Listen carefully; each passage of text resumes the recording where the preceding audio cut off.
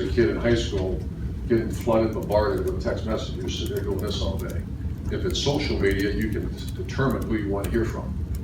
So you can help us out. Someone, if I write an article, say it's the most nonsense thing I've ever heard in my life, and I hear people say it's the same thing, then you're clueless on how to use this thing, which I was several years ago, but not now. So any help you can give with that to put some common sense into when I hear that certain committees put together to have these conversations, I'd like to know how many people on the committee is actually recruited, and then are you thinking about the 17-year-old or the 16-year-old instead of the 50-year-old?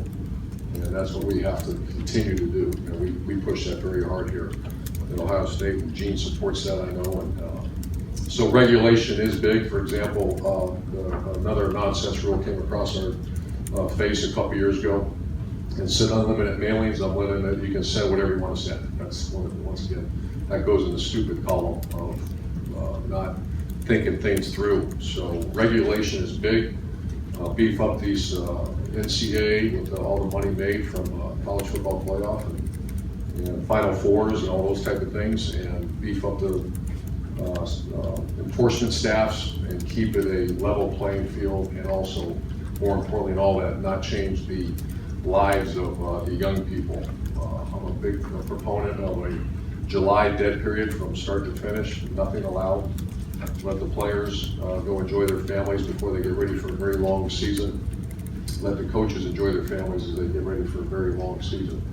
The NCAA's done an excellent job with the dead period during Christmas, and I'm much appreciated that. And then final thought on that is also the early signing period. Why would you do that? I'm not a fan of that. You're moving it just forward and forward. What if the kid wants to change his mind? The kid wants to change his mind because the coaching changes, because of other circumstances. That player should be allowed to change his mind. Once again, take it out of the minds of a 50-year-old and put it in the minds of a 16, 17-year-old.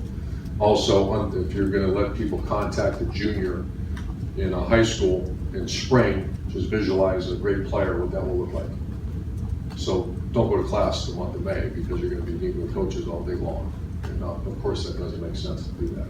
And they say, well, coaches are doing it anyways. Well, fire the coaches, find the coaches, and put the schools on probation for the schools that are doing that.